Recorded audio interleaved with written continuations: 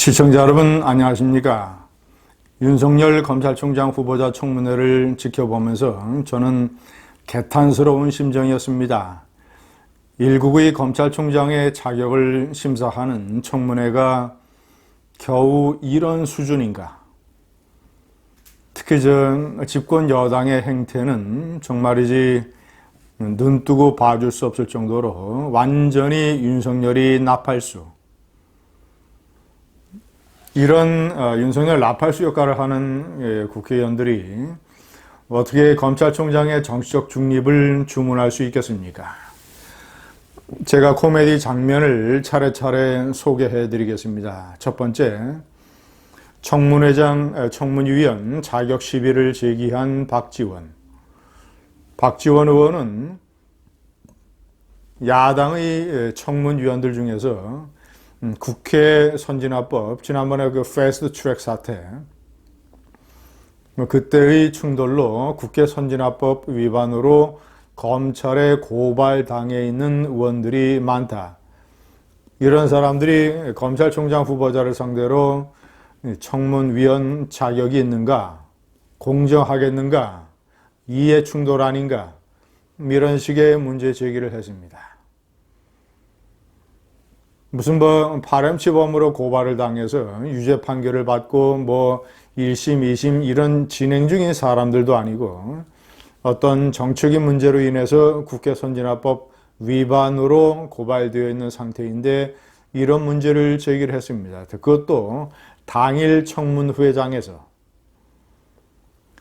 그런데 기가 막힌 것은 박지원 의원 자체가 과연 청문위원 자격이 있냐는 것입니다. 박지원 의원은 김대중 정권 시절 청와대 비서실장을 하면서 현직 청와대 비서실장이 호텔 사우나에서 SK와 아시아나그룹 두 개의 재벌 기업으로부터 1억 원의 뇌물을 받았습니다. 그래서 징역형을 살았습니다. 재판장에게 울면서 하소연하면서 가족에게 보내달라 반성한다, 이런 식의 최후 진술까지 했던 인물입니다. 그런데 노무현 대통령으로부터 사면을 받고 다시 출마를 해서 국회의원이 돼서 바로 그 자리에 앉아 있는 것입니다. 선진국 같으면 청문위원 자격은커녕 국회의원 자격은커녕 완전히 사회적으로 매장이 돼서 국민 앞에 다시는 얼굴을 내보일 수 없는 그런 상황이 됐을 것입니다. 이 후진국, 정치 후진국 한국이기 때문에 저런 사람이 버젓이 국회 법사위원이 돼서 청문회장에 앉아있다라는 것. 도대체 누가 누구의 자격을 심사를 하고 청문을 하는 것인지, 저는 한국 정치의 해악이 대표적으로 박지원 의원이라고 생각합니다. 이 얼빠진 언론이, 제대로 모르는 언론이 기사 때마다 무슨 정치 구단이라고 표현을 하는 이런 코미디 같은 일이 벌어지고 있는 한국. 제가 중앙일보 논설위원 시절 박근혜 정권 때 문창극 총리 후보자의 청문투기위원장으로 민주당에서 박지원 의원을 검토하고 있다, 내정했다라는 기사를 보고 분노해서 칼럼을 썼습니다. 뇌물 전과자가 무슨 청문회 투기위원장인가? 그랬더니 민주당에서 내정을 철회했습니다. 두 번째 코미디, 표창원 민주당 의원의 윤석열 칭송. 표창원 의원은 이렇게 물어봤습니다. 자신이 서면 질의로 가장 존경하는 선배 검사가 누구냐라고 물었더니 윤석열 후보자가 이렇게 얘기를 했다. 특정한 사람의 이름을 거명하지는 아니하고 어렵지만 바른 길을 간 사람, 힘들지만 바른 길을 간 선배 검사를 그들을 존경한다라고 답변을 했다고 합니다. 그러면서 자신이 보기에 지금 바로 그런 사람이 윤석열 후보자다. 힘들지만 바른 길을 가고 있다라고 칭송을 했습니다. 그랬더니 또 윤석열 후보자는 겸손하기는커녕 하여튼 자신은 그런 선배들을 존경하고 자신도 뭐 힘들지만 옳은 길을 가겠다는 그런 생각을 가지고 있다라는 식으로 답변을 했습니다. 윤석열 후보자는 아주 금과 옥조 같은 얘기를 얼굴 표정 하나 변하지 않고 합니다. 제가 5번째에 표기를 해놨습니다만은 검찰의 주인은 국민이요 검찰의 의뢰인은 국민이다. 자신이 가장 중요하게 생각하는 것은 자유민주주의의 수호다. 이거 입에 침도 바르지 않고 하는 거짓말입니다.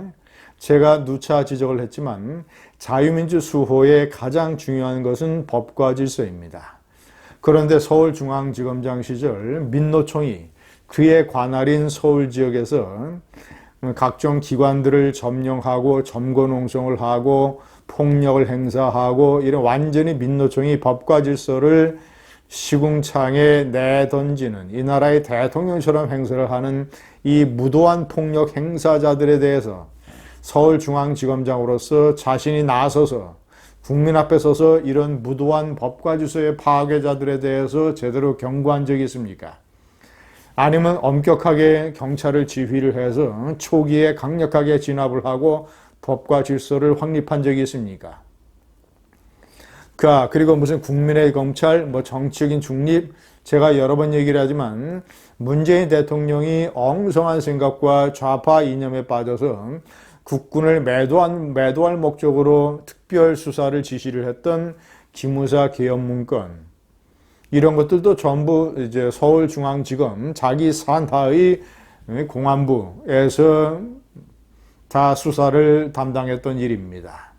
태산명동 서일필, 아무런 혐의가 나오지 아니한 엉뚱한 이재수 기무사령관의 자살만 초래했던, 그리고 현재 징용 사태를 둘러싼 일본의 보복에서 보듯이 이 강제징용 문제에 관해서 현명하게 처리를 하려고 했던 양승태 대법원장이 현재 구속이 되어서 그 수사도 서울중앙지검 산하의 특수부에서 진행이 되고 있습니다.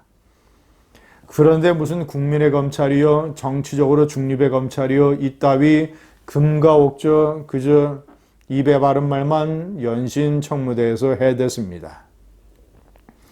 세 번째는 윤석열 후보자의 이상한 시력의 문제입니다. 한국당 의원들이 집중적으로 제기를 했습니다. 왜 윤석열 후보자는 부동시, 그러니까 양쪽 시력이 커다란 차이가 나는, 당시에 한쪽 눈은 0.8, 한쪽 눈은 0.1이었다고 합니다. 그래서 병역을 면제받았다고 하는데, 그래서 한국당 의원들이 강력하게 자료 제출을 요구를 했습니다. 당시에 이런 신체 검사에 관한 각종 기록, 그리고 시력이 현재는 바뀌어서 어떻게 됐는지, 지금도 부동시인지 아니면 바뀌어서 달라졌는지, 과거에 김황식 총리 후보자에 대해서 당시에 야당이었던 민주당이 역시 똑같이 제기했던 시력의 문제. 그래서 김황식 이 후보자에 대해서 야당이 요구했던 것처럼, 국회 내에 있는 안경원에 가서 굴절도 검사를 하면 바로 현재의 상태를 알 수 있다. 그걸 하자라고 요구를 했더니 이 여당 의원들이 나서서 윤석열이를 감싸고 그런 자료가 왜 필요하냐. 시력이라는 것은 시간이 지나면 바뀔 수 있다. 이런 식으로 옹호를 했습니다. 윤석열 후보자는 지금도 시력이 부동시여서 운전을 못한다고 합니다. 그런데 저는 상당히 의아스럽습니다. 청문회장처럼 중요한 이 자리에서 그가 컨택트 렌즈를 켰는지 썼는지 안 썼는지는 모르겠습니다만은, 그가 만약에 안 썼다면 저는 이 PPT 자료를 보는데 윤석열 후보자가 눈을 이렇게 찌푸리더라고요. 눈 나쁜 사람들이 좀 떨어진 것을 보았을 때 늘상 하는 어떤 이 행동, 이런 것을 하더라고요. 거기에 비춰보면 이 컨택트 렌즈를 끼지 않은 것 아니겠는가. 그렇다면 이 안경이나 컨택트 렌즈를 끼지 않고도 이 중요한 청문회장에서의 후보자의 업무를 수행을 해낼 수가 있을 정도의 시력은 가지고 있는 것인가? 자, 그렇다면, 자, 그리고 이 시력이 자주 바뀔 수 있는 것이라면, 이 여당 의원들이 얘기하는 것처럼 신체 검사를 연기해서 제2차, 2차, 3차 신체 검사를 봐서 제대로 된 시력으로 군대를 가겠다는 노력은 왜 안 한 것인지, 그리고 굴절도 검사를 받자는 야당원들의 요구를 왜 거절하는 것인지. 자, 네 번째는 양정철과의 오래된 커넥션입니다. 자신이 박근혜 대통령 시절에 좌천돼서 대구 고검검사에 있을 때 문재인 대통령의 측근인 양정철이 2016년 총선 때 영입을 하기 위해서 최초로 접촉을 해서 인연을 맺었다. 당시에는 정치를 안 한다고 거절을 했다. 그런데 놀라운 사실은 서울중앙지검장으로 있을 때 지난 1월 또는 2월에 또 양정철과 회동을 가졌다는 것입니다. 본인은 양정철과 단독 회동을 가진 게 아니라 몇 사람들이 같이 어울렸다고 주장을 합니다마는, 아니, 서울중앙지검장이 세상이 다 아는 문재인의 오른팔 측근 양정철과 여러 사람이 같이 만나든 안 만나든 그런 자리에 참석하는 것이 정치적 중립에 관해서 어떤 시비거리가 된다는 것을 몰랐단 말입니까? 그러면서도 버젓이 그것이 아무렇지도 않은 행동인 것처럼 얘기를 하는 윤석열. 그런 사람이 무슨 입에 바르게 자신은 정치적 중립을 지켜왔으며 불의와 타협하지 않았고 외압에 휘둘리지 않았다 이런 식의 얘기를 버젓이 해대고 있습니다. 윤석열 청문회는 역대급 코미디였습니다. 감사합니다.